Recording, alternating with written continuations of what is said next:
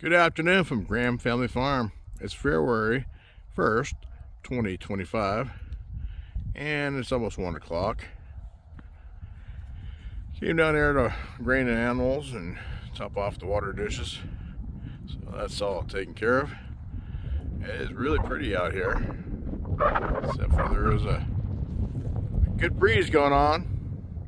And that breeze is cold. It's like 46 degrees. But with the wind, yeah, it's cold. All the animals are happy for right now. The goats are playing. It's almost like springtime. Almost. Speaking of spring, I can't wait for spring.